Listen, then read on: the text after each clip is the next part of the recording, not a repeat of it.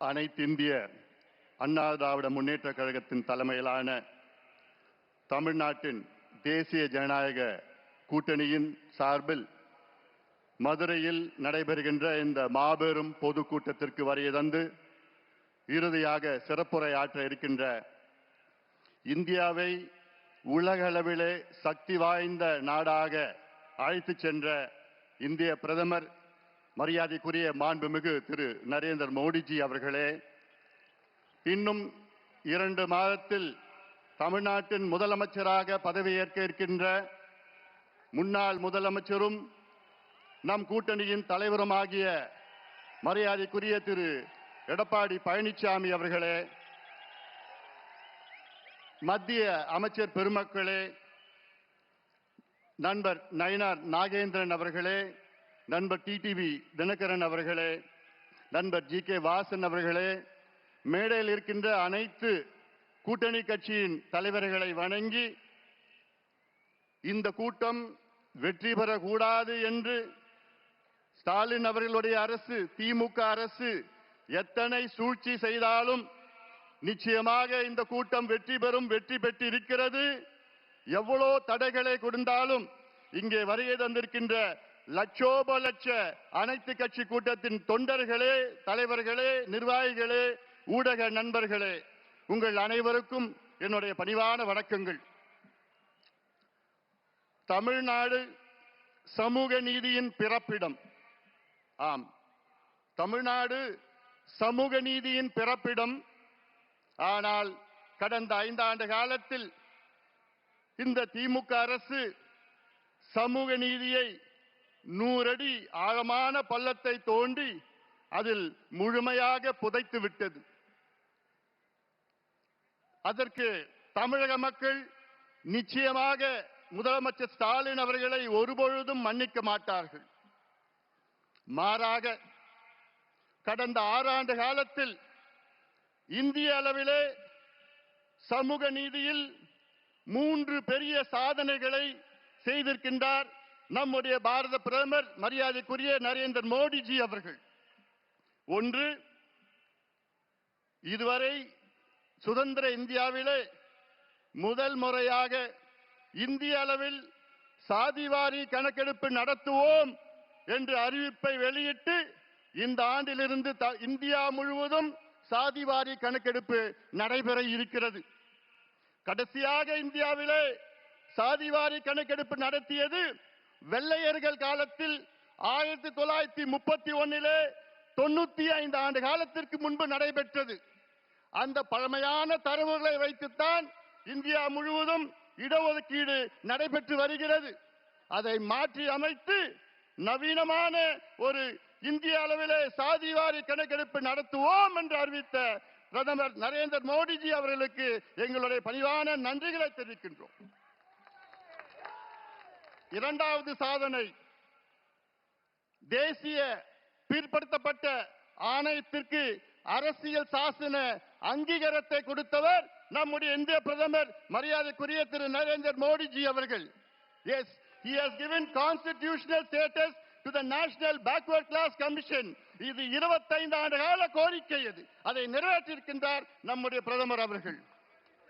மூன்றாவது, ரோஹிணி ஆணையத்தை உருவாக்கி இந்திய இதர பிற்படுத்தப்பட்ட மக்கள் ஓபிசி மக்களுக்கு 27 விழுக்காடு இடஒதுக்கீட்டிலே வேற்றுமைகளை கண்டறிந்து அதை அகற்றுகின்ற ஒரு முயற்சியில் ஈடுபட்டிருக்கின்றார் நம்முடைய பிரதமர் அவர்கள்.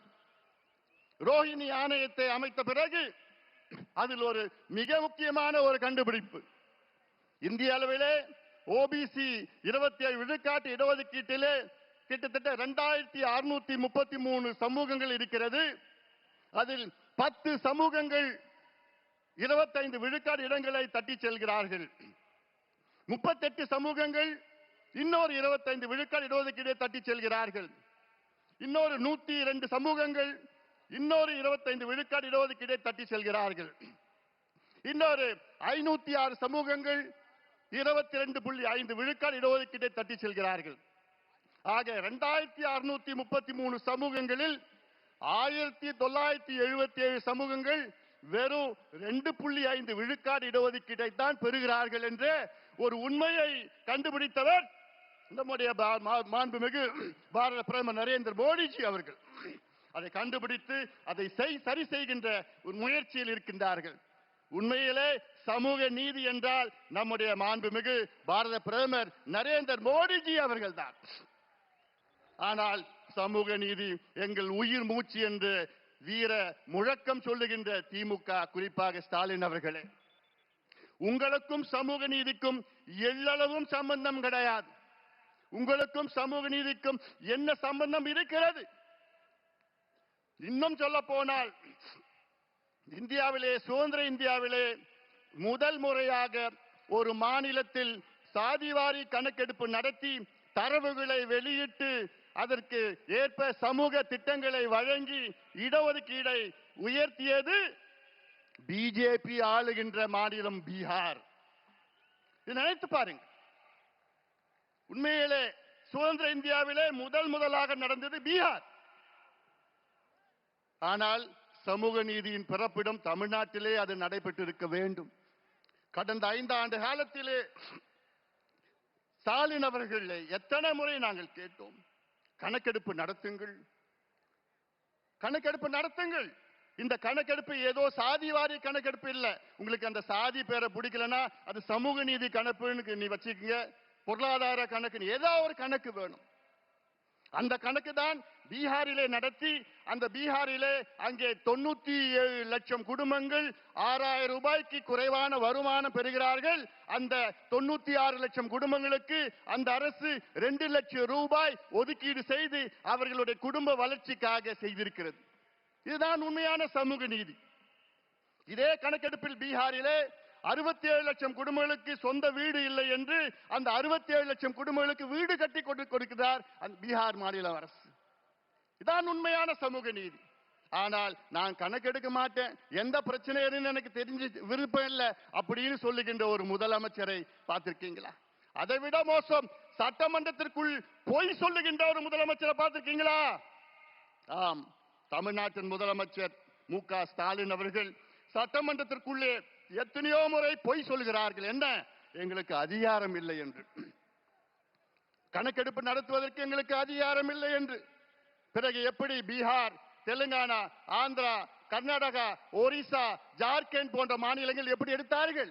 எந்த சட்டத்தின் கீழ் எடுத்தார்கள்? இந்தியன் ஸ்டாட்டிஸ்டிக்கல் ஆக்ட் 2008 படிதான் அத்தனை மாநிலங்களும் எடுத்தார்கள். அந்த சட்டத்தின் கீழ் தான் மத்திய அரசுக்கு அதிகாரம் இருக்கிறது, மாநில அரசுக்கு அதிகாரம் இருக்கிறது, ஏன் பஞ்சாயத்து தலைவர்களும் அதிகாரம் இருக்கிறது.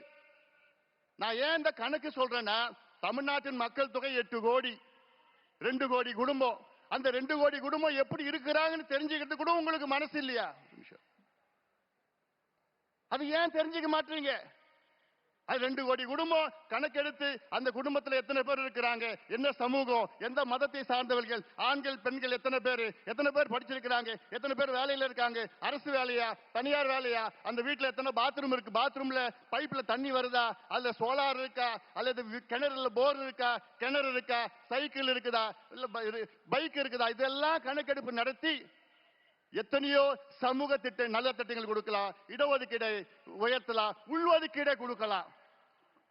அதே வேளையிலே தமிழ்நாட்டில், இந்தியாவிலே தமிழ்நாட்டில் மட்டும்தான் 69 விழுக்காடு இடஒதுக்கீடு நமக்கு கிடைத்திருக்கிறது.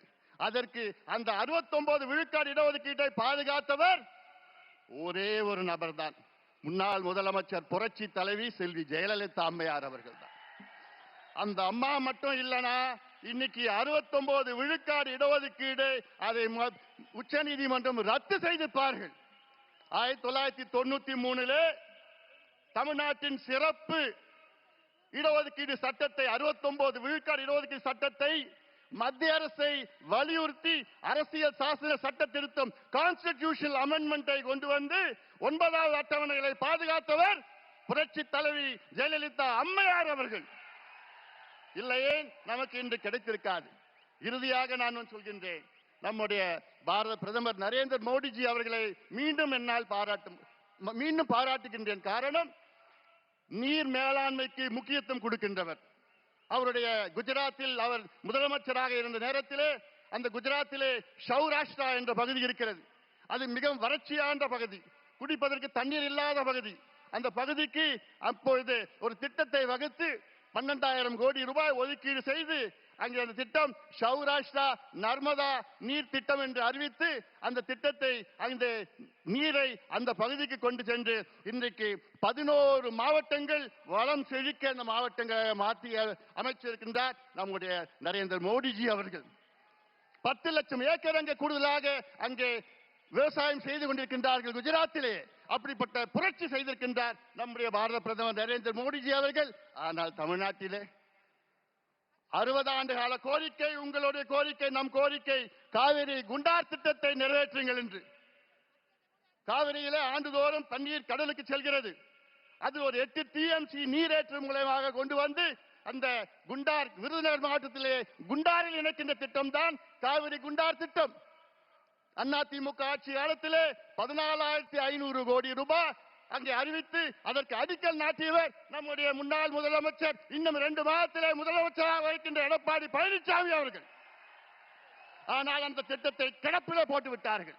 இது எவ்வளவு பெரிய துரோகம்! தென் மாவட்ட மக்களுக்கு இது மிகப்பெரிய துரோகமாக நான் பார்க்கின்றேன்.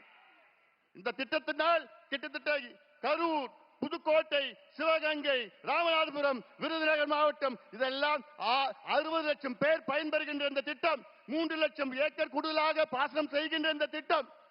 உங்க ஏரியெல்லாம் காவிரி தண்ணி வந்திருக்கும் அந்த திட்டம் நிறைவேற்றிருந்தா. ஆனா என்ன பண்ணிருக்காங்க தெரியுமா? வெறும் 8 கிலோமீட்டர் வாய்க்கால வெட்டியிருக்காங்க. 8 கிலோமீட்டர், 262 கிலோமீட்டர், 262 கிலோமீட்டர், வெறும் 8 கிலோமீட்டர். வெக்கக்கேடியா, வெக்கக்கேடு. அந்த குண்டார் எங்க இருக்குதுன்னா நம்முடைய தமிழ்நாட்டின் நிதி அமைச்சர் நம்முடைய தங்கம் தென்னரசு அவர் தொகுதியில் இருக்கு, திருச்சூழியில் இருக்குது.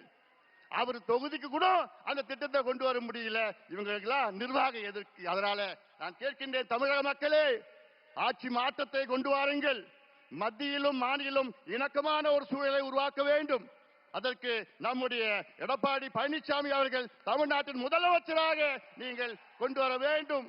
வெற்றி பெற வேண்டும். எங்கள் கூட்டணிக்கு ஆதரவு கொடுங்கள் என்று சொல்லி இந்த கொடுங்கோல் திமுக ஆட்சி, மோசமான ஆட்சி, மக்கள் விரோத ஆட்சியை தூக்கி எறியுங்கள். எங்களுக்கு ஆதரவு கொடுங்கள், எங்கள் கூட்டணிக்கு ஆதரவு கொடுங்கள் என்று உங்களை அன்போடு கேட்டுக்கொண்டு நன்றியோடு அமர்கின்றேன். வணக்கம்.